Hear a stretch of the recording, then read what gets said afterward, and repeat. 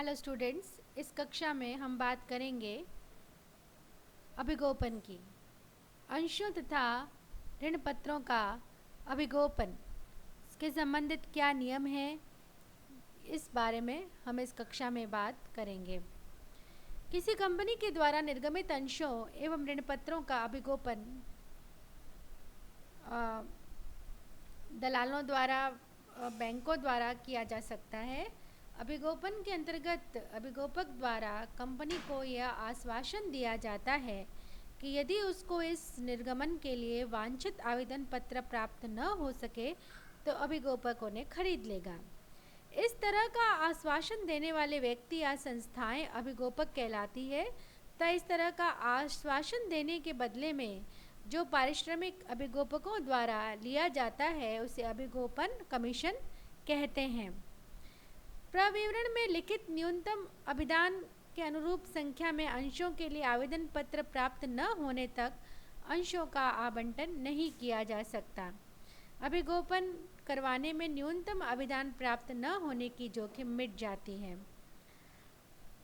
जब भी कोई अभिगोपक कंपनी के अंशों तथा ऋण पत्रों के अभिगोपन का प्रस्ताव करता है तो सामान्यतया जिन मुद्दों पर समझौता किया जाता है वो है, सबसे पहले तो जो अभिगोपन वर्तन की दर है, अभिगोपन वर्तन के भुगतान का स्वरूप क्या होगा, अभिगोपन के दायित्व की सीमा क्या होगी, अभिगोपक द्वारा निश्चित अभिगोपन किया गया है अथवा नहीं, निश्चित अभिगोपन के अंतर्गत लेने योग्य अंशों या ऋण पत्रों की सीमा तक न आवंटित अंशों या ऋण पत्रों के लिए अभिभावकों के दायित्वों की पूर्ति मानी जाएगी अथवा नहीं।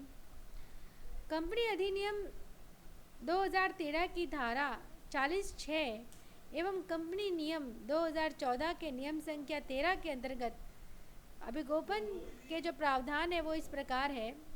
अभिगोपन वर्तन का भुगतान कंपनी के अंतर नियमों द्वारा अधिकृत होना चाहिए। अभिगोपन वर्तन की दरें कंपनी तथा अभिगोपकों के बीच होने वाले समझौते में निर्धारित की जाती है, परंतु ये दरें कंपनी के अंतर नियमों में लिखित दरों से अधिक नहीं हो सकती, जो अंशों के संबंध में 5% है तथा ऋण पत्रों के संबंध में 2.5% से अधिक नहीं हो सकती। वर्तन की दरें अंशों तथा ऋण पत्रों के निर्गमन मूल्य पर लागू होती है। अंशों और ऋण पत्रों के सम मूल्य पर निर्गमन की स्थिति में वर्तन की गणना अंकित मूल्य पर की जाती है। प्रब्याजी पर निर्गमन की दशा में प्रब्याजी सहित राशि के आधार पर तथा कटौती पर निर्गमन की दशा में कटौती की राशि घटाने के पश्चात अवशिष्ट शुद्ध मूल्य पर की जाती है। कंपनी द्वारा प्रकाशित प्रविवरण में अथवा इसकी अनुपस्थिति में जो स्थापन्य विवरण पत्र दिया जाता है उसमें अभिगोपक का नाम, इनके द्वारा अभिगोपित अंश तथा ऋण पत्रों की संख्या, इनका निर्गमन मूल्य तथा अभिगोपन वर्तन की दरों का उल्लेख किया जाना आवश्यक है। संचालकों द्वारा इस आशय की लिखित टिप्पणी भी प्रविवरण में प्रकाशित की जानी चाहिए कि उनकी दृष्टि में अभिगोपकों की आर्थिक स्थिति सुदृढ़ है तथा पर्याप्त आवंटन न होने की दशा में अभिगोपक अपना दायित्व पूरा करने में सक्षम होंगे। यदि कंपनी द्वारा अंशों तथा ऋण पत्रों का निर्गमन किसी अनुबंध के अंतर्गत किसी संपत्ति विक्रेताओं को किया जाए तो ऐसे निर्गमन पर अभिगोपकों को पारिश्रमिक देय नहीं होगा, क्योंकि केवल जनता को प्रस्तावित प्रतिभूतियों पर ही अभिगोपक कमीशन का भुगतान किया जाता है। जो अभिगोपक कमीशन का भुगतान किया जाता है उसमें उसके द्वारा जो जनरल प्रविष्टियाँ हैं वो इस प्रकार होती है।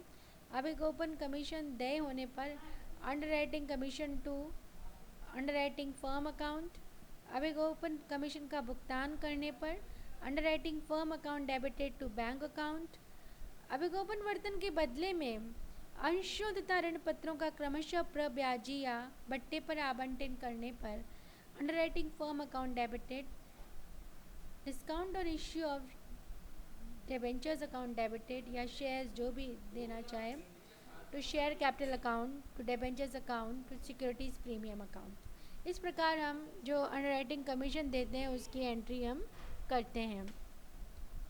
उसके बाद हम आते हैं कि दलाली तथा अभिगोपन कमीशन में अंतर क्या होता है। दलालों को दलाली उन व्यक्तियों को अंशरण पत्र प्रदान करने के लिए दी जाती है जो अंशरण पत्र प्राप्त करेंगे, जबकि अभिगोपन कमीशन अभिगोपित अंशों या ऋण पत्रों पर दिया जाता है जो जनता में अभिदान करने के लिए निर्गमित किए गए हैं। यदि दलाल अंशरण पत्र प्रदान करने में असफल रहता है तो न तो वह उन प्रतिभूतियों को खरीदने के लिए उत्तरदायी होता है और न ही उसे दलाली प्राप्त करने का अधिकार रहता है, जबकि अभिगोपक उन प्रतिभूतियों को लेने के लिए उत्तरदायी है और उनके लिए जिनके लिए जनता ने अभिदान नहीं किया है। अब हम बात करेंगे कि अभिगोपक के दायित्वों का निर्धारण कैसे किया जाएगा। अभिगोपक का दायित्व इस बात पर निर्भर करता है कि उसने कंपनी द्वारा निर्गमन के लिए प्रस्तुत अंशों व ऋण पत्रों के कितने भाग का अभिगोपन किया है। जब किसी निर्गमन का अभिगोपन एक ही फर्म द्वारा किया जाता है तो उसके अप्रार्थित भाग लेने का दायित्व अकेले उस फर्म का ही होगा। इसके विपरीत एक से अधिक फर्में मिलकर संयुक्त अभिगोपन करें तो प्रत्येक का दायित्व उसके अभिगोपन के प्रतिशत तक सीमित रहता है। एक अभिगोपक फर्म किसी कंपनी के अंशों अथवा ऋण पत्रों को 100% अथवा आंशिक अभिगोपन कर सकती है। 100% अभिगोपन की दशा में अंश व ऋण पत्र अनिर्गमित रह जाए तो उन्हें लेने का दायित्व उक्त अभिगोपक का माना जाता है। जब अभिगोपक निर्गमन के लिए प्रस्तुत संपूर्ण अंशों या ऋण पत्रों का अभिगोपन नहीं करता तो इसे आंशिक अभिगोपन कहते हैं।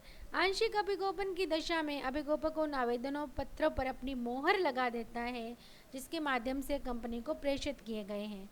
इन्हें चिन्हित आवेदन पत्र या मार्क्ड एप्लीकेशंस कहते हैं।